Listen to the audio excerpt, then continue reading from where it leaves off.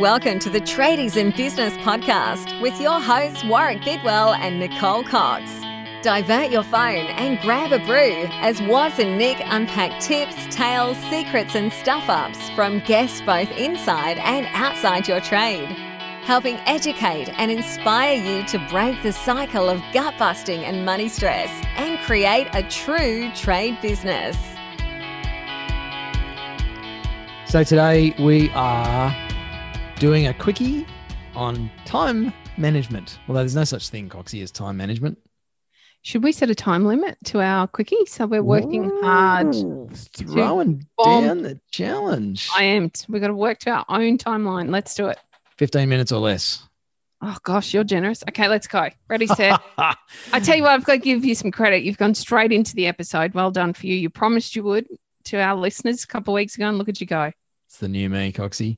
So most people have a problem with time. Quick little bit of context. There is no such thing as time management. You can't manage time. You can only manage yourself and improve your practices and disciplines around how you use time. Everyone's got the same amount. As you know, you've heard it all before. So Coxie and I have put together our own, or each of our own top 3 on time management. This is a bit like our how-to. We often get stuck on, we might say to someone, you need to manage yourself within your time.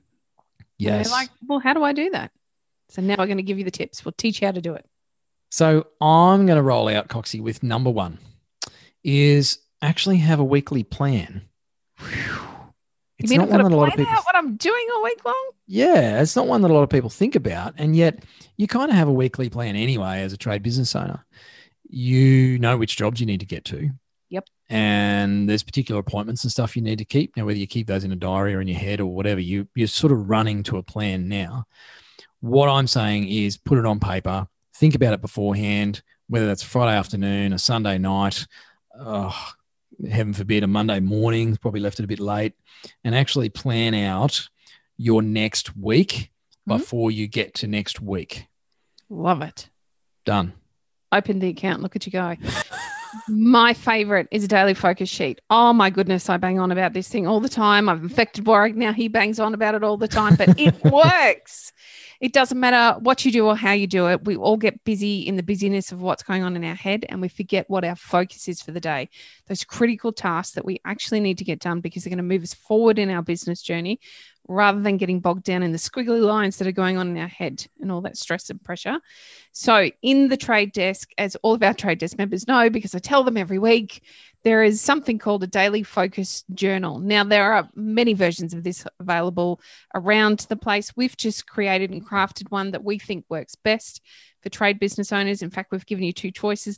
There's 2 different styles, but just a way to maintain your focus. Now, you might do that in a list form. You might not want a fancy sheet that you print off from the website. You might want to just jot it down in your diary, on your phone notes, or something similar to keep you accountable to those really critical things that you need to do in your trade business to keep you moving forward. That's 2. Done. 2. So we've got weekly plan number 1.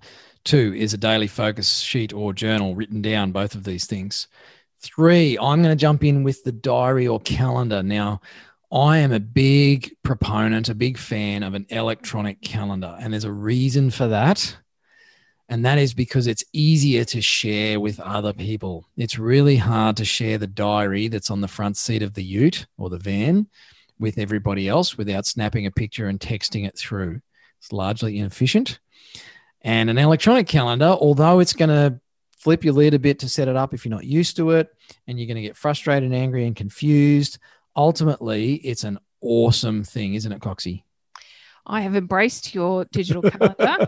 I am proud to say that I refer to it more frequently than my diary, although I do keep a diary as well. I do.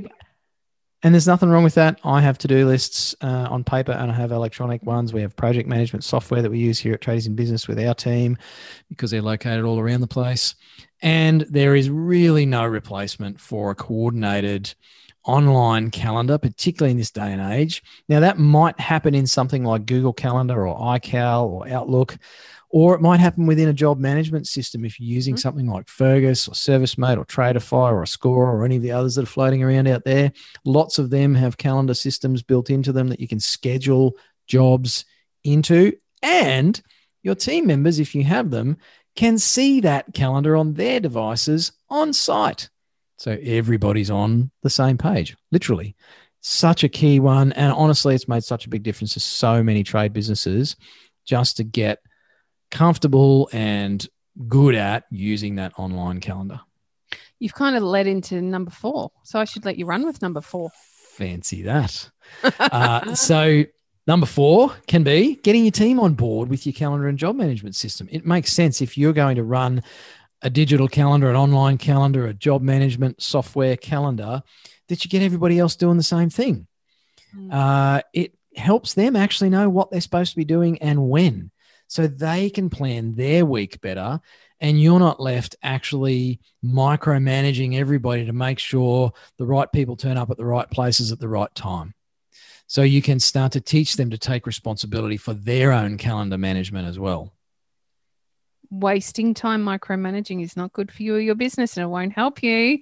So allow your team members to have a calendar, and then you can do number 5. Are you ready? It's a time audit. I've suggested this 3 times this week, and I've got tradies rolling their eyes at me like, Nicole, why do I have to do this? Because we don't consciously understand where our time goes in a day.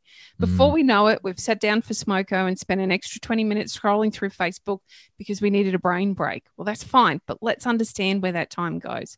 So my challenge to you is to set yourself up with a time audit. Now, if you're on the tools, I suggest every time there's a natural break in what you're doing on the tools, you take a quick note on your phone or in your diary or on the wall, if the plaster's in, of what it was that you were doing for the time previous to that. And you do that every time there's a natural break if you're on the tools. So if you're on smoko, be honest about what you did on smoko. You spent 10 minutes eating and chin wagging. You spent another 20 minutes playing on your phone. Let's get really honest and critical about what it is that we're doing. Now, if we're working off the tools or we're spending more time moving around the various job sites or in the office, then I actually want you to do it every hour. I want you to set an alarm on your phone every hour to stop, pause. It'll only take you a couple of minutes, and write down the task that you just completed in the previous hour, because you will be really surprised at the end of your time audit. And you should do it over the period of a week, just 1 week. Do it once a quarter. It will remind you consciously to be more careful about what you do with the time that you have in a day, because I fall victim to it all the time. I can spend hours scrolling social media because I got distracted while I was answering someone's question. What a waste of my time.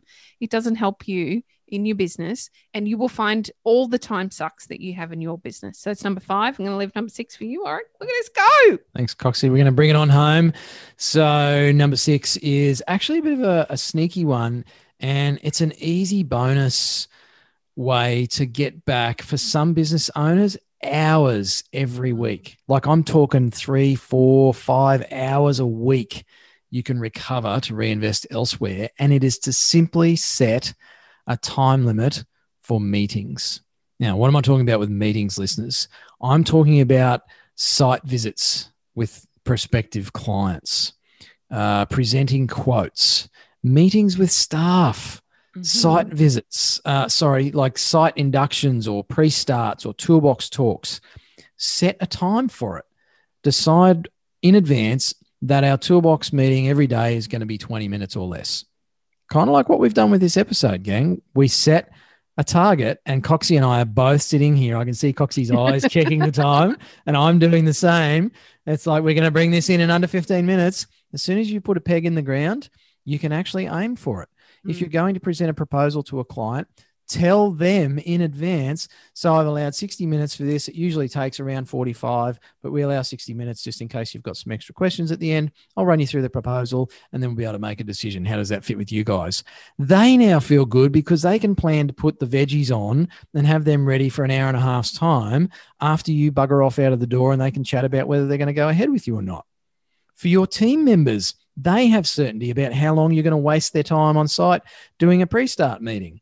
But if you just simply put a time limit on those meetings, not let things drag on, I've seen business owners get back more than a day a week in all of that unnecessary fluff time. It's a great way to bring this home. Look at us go. I'm so proud of us. We've delivered on time. But not only have we delivered on time, we've and given on you budget. really great tips.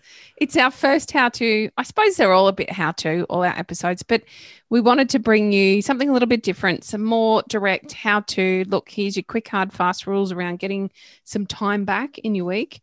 And I think we've really pulled it out of the bag, Warwick. I'm a bit impressed with us. Not bad for a first one. Now, if you've got any challenges implementing those 6 or you can't remember what they are, just scrub back to the start of the episode, of course. Don't be lazy. And the other thing you could do is jump into the group. The Tradies in Business group on Facebook is free. And there are a couple thousand trade business owners in there, all doing awesome stuff, all at various levels. Many of them are our premium members. If you're interested in that, go to the website, check out all the ways you can work with us. If you're actually ready to get started and make change, we are here waiting to have a chat to you. We've got a myriad of ways that you can do that. And as I look at the clock, I'm going to say, have a fantastic day, whatever stage of it you are at. And just think about those 6 things you can do to manage your time a bit more effectively. Thanks for listening. Hooroo.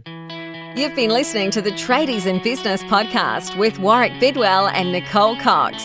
Find out more about today's guest, tools for your trade business, and other cool stuff at tradiesinbusiness.com.au.